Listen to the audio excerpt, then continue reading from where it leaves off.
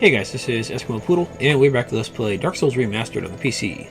Last time, we made our way out of Blight Town to get back to a couple previous areas to join a new covenant and get a little bit of dialogue that, well, it didn't put Mr. Petrus over there, the perfect priest, into a good light. Yeah, sucks for him. Oh well. Anyways, let's go ahead and talk to some other people here, because that is going to be necessary. And I just realized I might need some souls for what I have planned, so I might have to go take care of that. Where is... Huh? No, you're still here. Where is this guy? Did he move somewhere? He should be like right there. Yeah, there's this guy right here. What's up? How did that old man make it back? Unexpected. But I suppose stranger things have happened. What now? I'm not up for chatting. Leave me alone. Okay, you're not up for chatting, but the guy that I want to talk to is not there. Let me try quitting and loading the game, and maybe that'll cause him to come back. Usually, just like zoning into an area, or at least using the bonfire, should be enough to get somebody to come back, but I don't know what happened.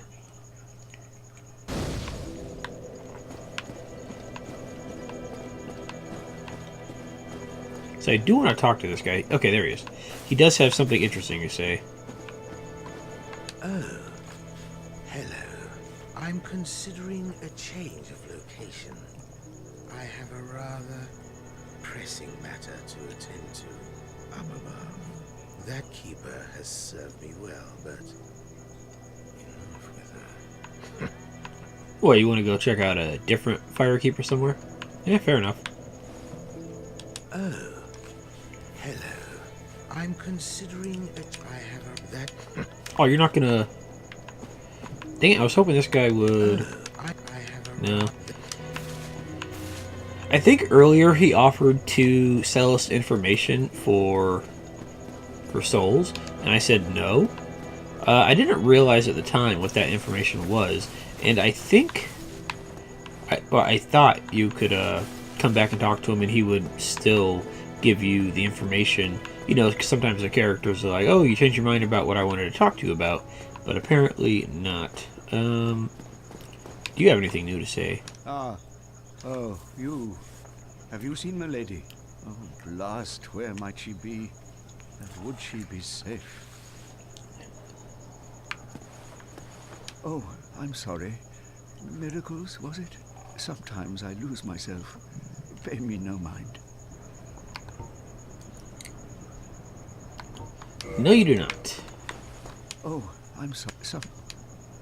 I mean, we can still buy various miracles from this guy, but I'm not terribly worried about him. I'm primarily interested in the offensive miracles, not the ones that this guy has. Wait a second, what did you say about not dependent on faith?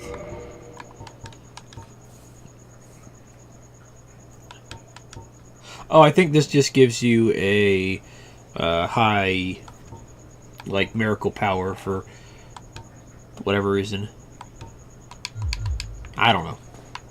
I got the stuff that I need, so I'm good. Dang it. I was really hoping that... We'll talk to that guy in a moment. I was really hoping that Liltrek would have his thing to say, because you get some cool dialogue out of him and somebody else. Yeah, change of location, that's great.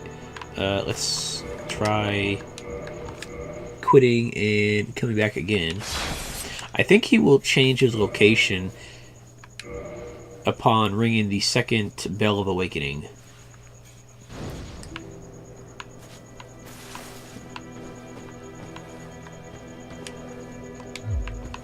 Or he just randomly disappears. I didn't realize that he did that.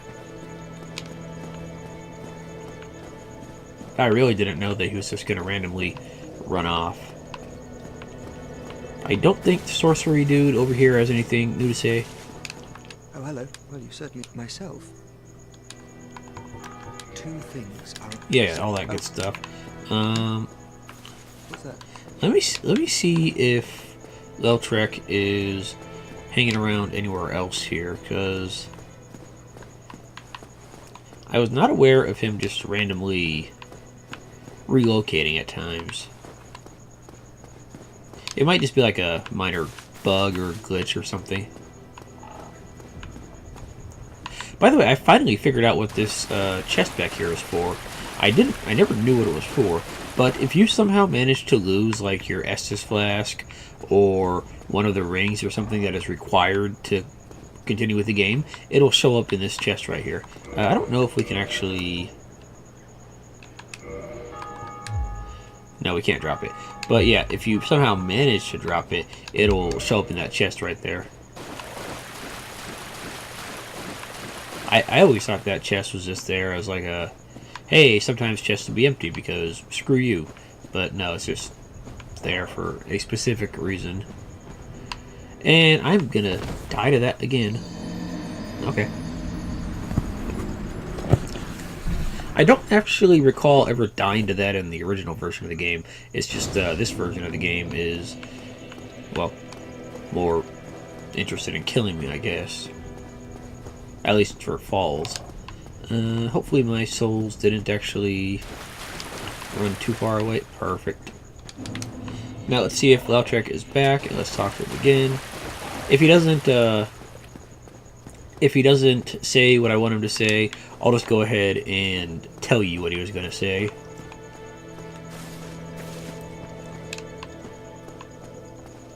Okay, there he is. Oh, hello. I have a rather that. Dang it, I really wanted to talk to you.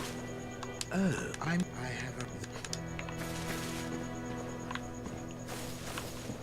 a. Let me try something. I doubt it's going to work, but it might.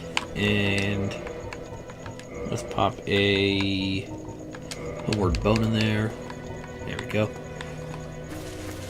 I don't know if this will affect it. I think we'd have to get far enough into the area to actually get anything out of it, but I want to try something real fast here. Oh, something. I don't care about your covenant. I'm in a better covenant. Oh, by the way, I'm not sure if I ever mentioned it, but the penalty for leaving a covenant is you lose half of your progress in that covenant. So let's say you had joined the Warriors of Sunlight Covenant like I did, and you put in the 4 Sunlight medals that you had lying around. If you abandoned the covenant, you could still come back to it, but you would only... it would act like you had only donated 2 medals of sunlight, and you'd have to redonate the other 2 or whatever. So if you had donated 10 in order to get to the 2nd rank, and then you left and came back, you'd have to redonate the 5 to get to the 2nd rank. So you would probably lose, as best as I could tell, you would lose the Sunlight Spear, but you would still keep access to the other ones since those aren't actually covenant dependent. I mean, they're covenant dependent to acquire, but not covenant intended to keep.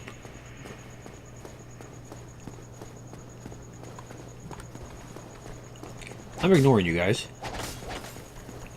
I only wanted to go in there just to see if it would give me the dialogue. If it doesn't, well, I tried.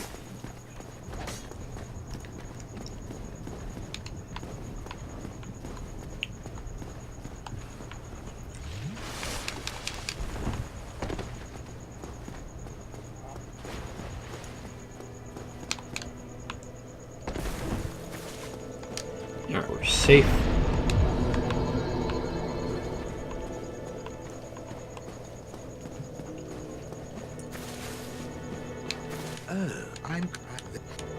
No, you're just not going to say it.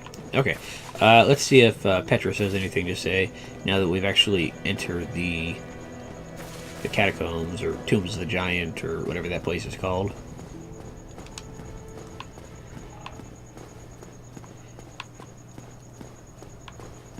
Oh, I'm some. No, he's not. Okay, let me actually go refresh myself on what he's going to say, and I'll be right back. Alright, we are back in a slightly grimier version of Lordran. This is Dark Souls Prepare to Die, aka the original version of the game. Well, maybe not the original.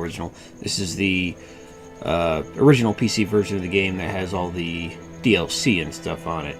So, yeah, this is the magic character that I tested out the viability of magic on up to the Bell Gargoyles before I started the LP, and he was reasonably close to getting what I hope is the dialogue I'm looking for here. I just had to go defeat the Capra Demon, so that worked out. Actually, kind of a pain in the ass because there was no summons or anything like that, and as a rather frail magician here, yeah, it just didn't work out terribly well. By the way, this gargoyle helm is a rare drop from the gargoyles. It's actually not too shabby. It says it doesn't have much in the way of defense, but it's pretty decent. I mean, it's a little heavy, yeah, but it's got tolerable defenses, so it's not horrible. Let's see. Sorcerer Cloak. Oh, by the way, I don't know if this dropped in the main game here, but as you can see, the Balder set that can drop from enemies really sucks. Like, looks-wise. Like, the defense isn't, like, the worst thing ever, but it just looks so horrible.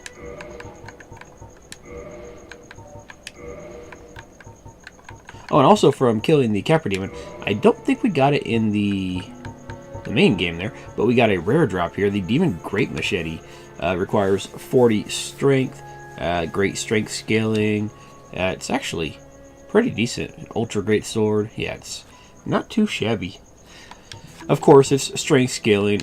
Something that I've noticed about the Dark Souls in general is they definitely seem to favor strength characters for like drops and unique weapons and stuff. Like all the Black Knight drops you can get are all strength. You got a bunch of boss weapons that drop that are strength, like the tail from the Gaping Dragon.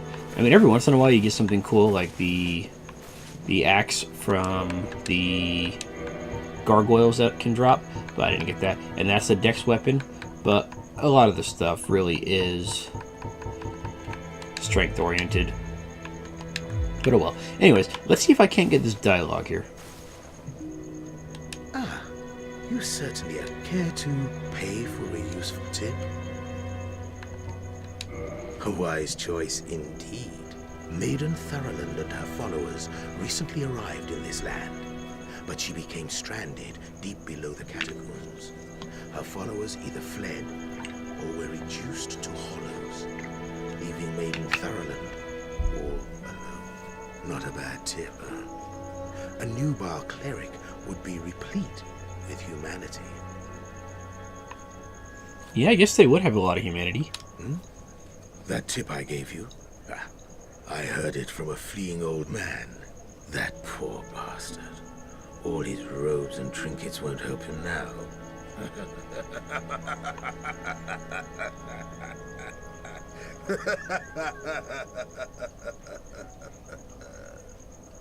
I'm not entirely sure which fleeing old man he's talking about here, because I really don't know. But anyways, let's go see what Petrus has to say.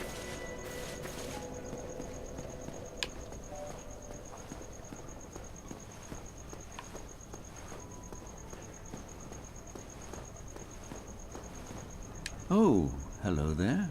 Have you spoken with Sir Lautrec? Splendid. In the depths of the catacombs, Milady slipped off the giant's coffin and into a hole. Her two companions are no longer human, and the lass weeps in solitude. Right now, you could do as you please with her. The poor little purebred is entirely helpless.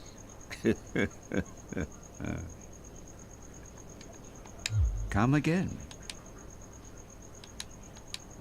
In the depths of the catacombs, Milady slipped off the giant's coffin and into a hole.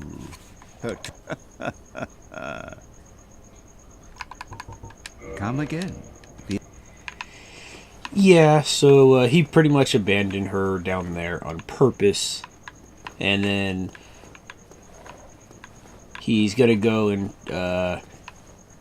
his primary goal is to go get all the goodies off her corpse once she dies, or possibly just kill her himself. I think if you leave her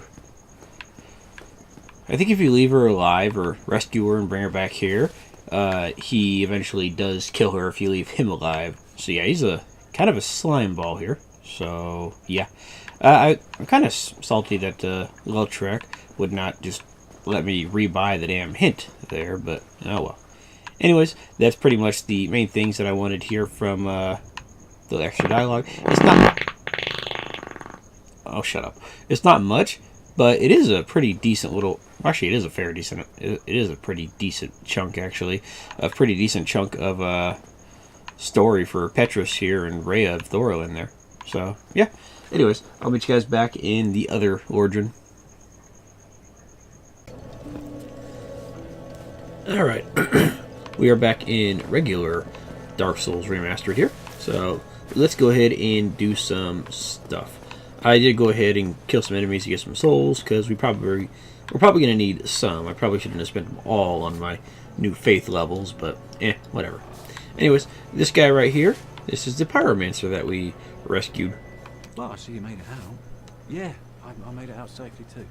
I have my Pyromancy the Great Swamp, so I can use companions with a bit of care. Oh yeah, by the way, I can share the spells with you. I think you have a knack for it. All you need are the materials. I'll be pleased to help you. Unless you find the magic's unsavory. I don't know if he's asking if we find the magic's unsavory, or if he's asking if we want the flame or not. Yeah, wonderful. Okay, I'm good. sure that, they'll be of some use, some assistance. Here, first take this. We get the Pyromancy flame that the Pyromancer class just starts out with. Yay! Yeah, you have to rescue this guy in order to actually get started on Pyromancy. A flame from the Great Swamp. Now you're a fully fledged pyromancer. Why, let's get started right now. Pyromancy is the art of casting fire. Produce flames, then channel it, just as our ancestors did. A pyromancer must be in tune with nature herself. My home, the Great Swamp, is an abundant store of nature. You will understand one day. It only takes time. Pyromancy has a, well, rather primitive aspect to it. It meshes poorly with advanced culture. And pyromancers are considered rather unsavory. Which is fine, as I never got along with anybody anyway. So, for me, turning undead didn't change a thing.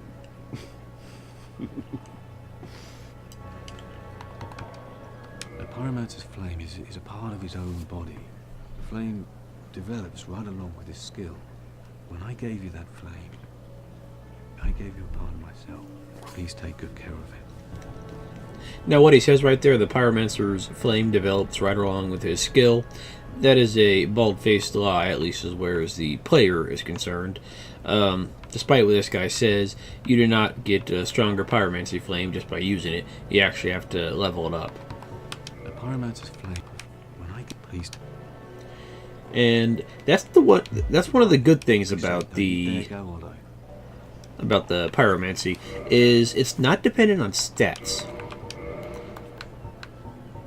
It's just dependent on the pyromancy flame here.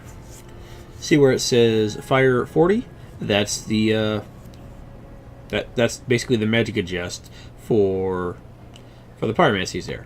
The higher that number is, the higher your pyromancies will be. It's not affected by strength, dexterity, intellect, faith, humanity, nothing like that. So it's pretty good, and a lot of people like it for soul level 1 runs because they can just level up the pyromancy flame and not have to worry about being past level 1. And plus it also just fits into pretty much any build. You want to have a dexterity character, but you still want to be able to throw a couple fireballs every once in a while? Sure. Grab Pyromancy Flame, give it a few levels, put on your Pyromancy of choice, and there you go. I do have a couple qualms with Pyromancy, even though I will try to use some of it.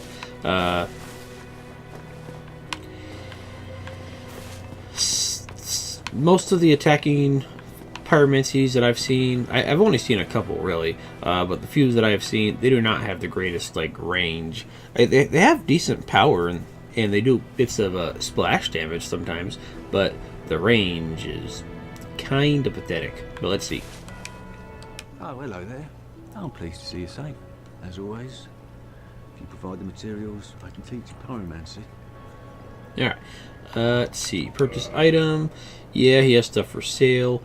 Combustion. This is kind of crap in my opinion.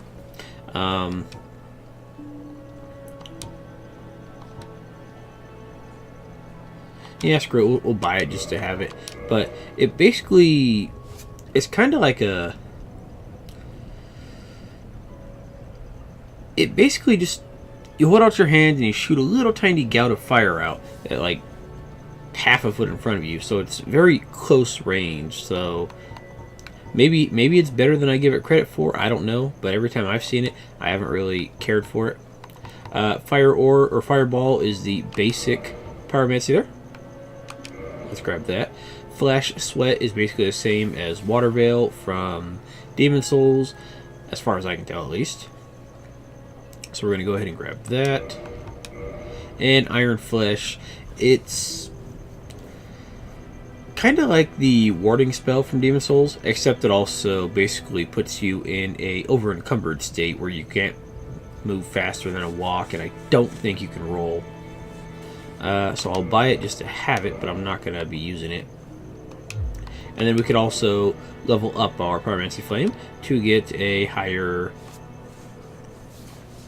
never mind. I guess I was wrong on the magic adjust.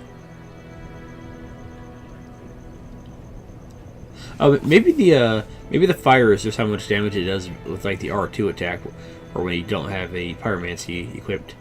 But either way, as you can see, leveling up the flame levels up the damage. I don't know why it's saying it has an E scaling with intellect, because as far as I can tell, it doesn't scale with that. But maybe it just has like a really crappy scaling with intellect, and it only boosts it by like a few points or whatever. But most of the damage you're going to get from it is going to just come from the leveling up with a glove there, which I think goes to plus 10 with this guy, and then possibly plus 15, and then you can also make it a ascended pyromancy flame, and then that goes up to like plus 10 or something like that. And also the good thing about it is it only requires souls to level up, so it's basically like another level up. It's like another form of leveling up, kinda. Anyways, let's check it out real fast. Yeah, now we got hot hands. What's up? And yeah, we don't have anything to cast, so he scratches his head and sets his hair on fire. That's great. Yeah, I guess that punch is just how much the fire damage is, maybe. Let's go ahead and attune some stuff here. Let's go ahead and get rid of one of these, and let's check out the combustion real fast. All right, so we got it. Does the fire actually get bigger when we have the fire spell equipped? No? Okay. Anyways, we have it. We fire it. Yeah, it just kind of makes like a little gout of flame. I mean, it casts pretty fast, so maybe if you get stuck with enemies or something attacking you, maybe it'll work out pretty good. Let's try it out on the skeletons, though. Actually, you know what? Hang on. Let's go ahead and also attune the fire orb, just to... or the fireball, there we go, just to have it so we can try it out. Yeah, let's see how well these do on the skeletons. I think our regular magic should be doing plenty of damage on the skeletons by now.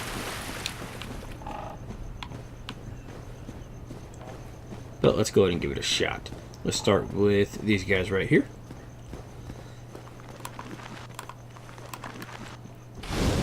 No, 83 damage is not bad. Now, is this one AoE? I'm not entirely sure. Yeah, see, it still takes a little while to activate. I guess it's kind of AoE if they're close enough, but good luck with it actually being close enough. And they don't have the most charges either, So that's something else you have to deal with, is reduced charges for whatever reason. Okay, let's go ahead and just try our fireball. Let's go ahead and attack from way back here. Yeah, so you kind of lob it like a baseball. Let's see the maximum distance we can get here. Let's go right there. Yeah, and it kind of fizzles out like halfway for some reason. Like, it does do splash damage, and it does do reasonably decent damage, but the range, oh, it's horrible. I've seen plenty of people play as a pyromancer. They're like, hey, cool, this is great, and then they try to target something more than a few feet away, like something I would target with like my soul arrow. They try to target with fireball, and then it just kind of doesn't even come close, and they'll kind of just, eh, what? Ooh.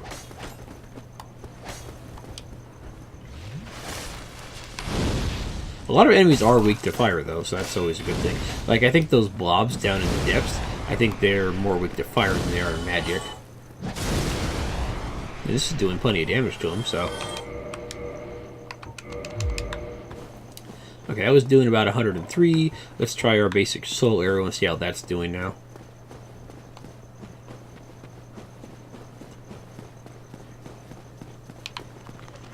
Okay, let's go ahead and grab you.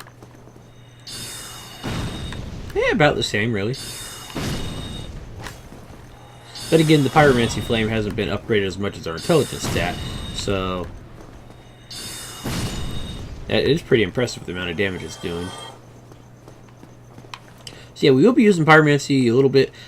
Probably just having the Fireball spell. Actually, we can just attune it as we need it. So for the moment, I think I'm going to stick with the magics, and then once we get down further into the Great Swamp, which we'll be heading back to very soon, I'll go ahead and put the fireball or something on there. I'm not too terribly worried about getting the next couple things just yet. See, let's go ahead and try out Flash Sweat, Iron Sweat, Power Within. That is... What that is it boosts all the damage you do, magical and physical, but it eats away 100% of your health over 100 seconds. I think the power boost is also 100 seconds. So it tries to drain all of your health. However, if you heal at all during the duration of the spell, it's not going to kill you because it only does 100% of your health. It doesn't do all of your health. It just does 100% of your health total. Like if you get down to 5 HP and then you heal, it'll just do that last 5 HP of damage, and then it'll stop because that was the health that you had. So it's actually a pretty powerful spell, but you got to be careful with it. Okay, so let's see. Flash Sweat. I don't think I've ever actually seen this in action. So let's see. Yep, we're just really sweating there, huh? How much does our fire damage go up? 103. Actually, I don't think it's actually telling us how much our fire damage is going up, or fire defense is going up. But we have it there.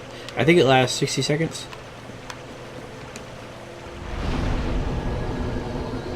And much like in Demon Souls, you can't have 2 buffs on at once.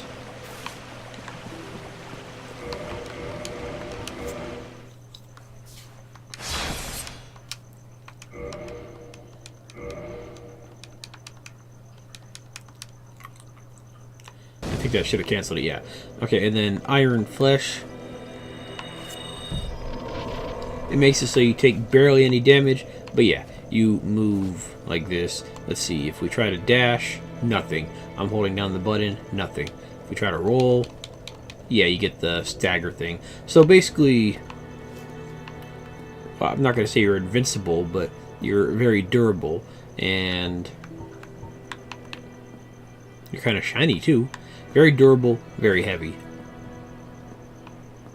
I think it might also raise your defenses to status ailments, but I'm not entirely sure.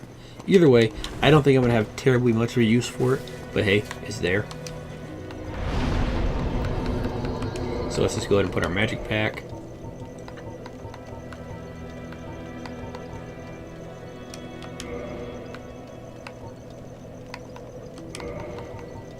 There we go. And I think that was most of everything that I was trying to do here at the moment. We could take our flash sweat and see how we do against the dragon over by the bell gargoyles, kind of. But I don't think that's terribly necessary. I don't think we're going to be able to buy anything from you for a little while because we don't have any souls.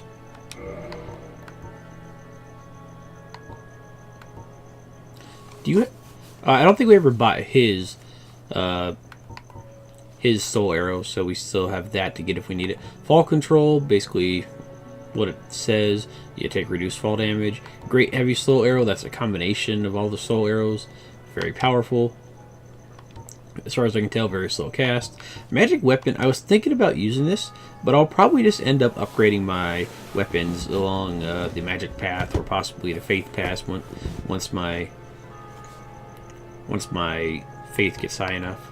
Oral decoy, that just makes a noise to distract them. And the magic shield. Okay, this raises stability and resistance to magic attacks. I think I misspoke on stability and poise some time ago. Stability on shields, the higher it is, the less stamina is drained when you block an attack. So that's what stability is. I think it's only on shields as far as I can tell. There shouldn't be anywhere else. And then poise is basically your resistance to getting stunned or staggered. So as far as I can tell, every attack does a certain amount of poise break. Once your poise is broken, you take extra damage for a small window of time. I don't think it's a very long window of time. It might be like a second or two or something like that. And then poise makes it so that you don't get to that window as fast, as far as I can tell. And also there are certain attacks that might knock you down, but with high enough poise, it might just kind of stagger you a little bit, and you don't go sprawling on the floor. So that's also a benefit to it, as far as I'm aware. Anyways, let's go ahead and oh, I guess I have an ember. Oh, I'm sorry. We at Vinheim don't deal in shoddy embers like that. Perhaps you should try an old smith out in the country. Or a big hand. Of course I've heard it. Who hasn't in Vinheim? He was a royal member of Dragon School until he turned undead. I hear he was quite the character. Only that was what interested you in the old. Actually, we might have heard this dialogue already, so never mind. Sorcery? Yeah, we've heard that. There's nothing. We're both cursed. Okay, we've heard all that too. Okay, so let's go ahead and reinforce our weapon here. Let's see. We are going to be using the winged spear because, hey, it's great. I'm probably not going to bother upgrading my shields for a while, so I'm not terribly worried about it. Let's see. Just like in Demon Souls, it requires a certain amount of souls and a certain amount of material to upgrade. And then when doing so, you gain extra damage, extra scaling, even if the number doesn't go up, the damage scaling in the number does go up. So there we go, that's great. There we go, that's all boosted up there. And then we boost it up again for another 9 damage on damage and 2 damage on scaling. Let's do it. And then another 8 on the base and 1 on the scaling, since it's not actually going up on the scaling there. Oh well. And it only requires 200 souls for the next one. And we have the Titanite shards. You know, let's see if we can't just grab those 200 souls from some of these guys real fast. Now I forget for the alternate paths like magic and fire and lightning and stuff like that. I forget if you have to get it to +5 or +10. But either way, I don't think we have the ember needed to upgrade it. Yeah, we'll get certain embers as we go along, and you give those to certain blacksmiths, and they'll be able to do the various elemental upgrades and whatnot. Oh, hello. The S-Stock. There we go. Another rapier type weapon. Kill you. And we see a body in a barrel. Let's kill it.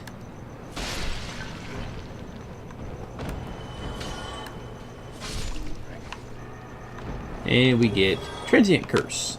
That'll be useful for when we go down there. There are ghost enemies over there, and you cannot attack them with your weapon unless you are cursed, and that Transient Curse puts you in the cursed state so you can actually attack them. There are 2 weapons, as far as I'm aware, that... No, actually, maybe 3 or 4, actually, now I'm thinking about it. There are a few weapons that have the cursed state naturally, and so you don't have to worry about like the time limit, because I think the transient curse item curses you for 5 minutes, I think. But yeah, there are weapons that put you in the cursed state, but they're rare drops or you have to create them. And the 2 that drop, the one time I got one to drop, it was for the wrong stat. I think I was a dex build, and I got the one that had the strength scaling on it. So I was kind of mad about that. But oh well. Anyways, talk to you. Hello. It's beginning to heavy material. And let's reinforce our Winged Spear one more time. 9 damage and then 2 extra there. And then, yeah, we need 2 more shards and a few more souls. Yeah, you don't sell this. You don't sell the shards. Oh well. But either way, our spear does more damage now. Yay!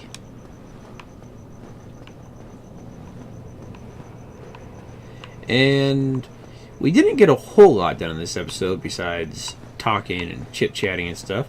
And, well, that's going to happen every once in a while. But next episode, we will go ahead and meet up back in Blighttown, and we will continue our merry little path there. I was thinking of possibly doing some other stuff beforehand, but we'll just do all that stuff after Blighttown, since I don't want to get too distracted from what I was doing down there. But anyways, guys, thank you for watching, and I will see you guys next time. Have a good night.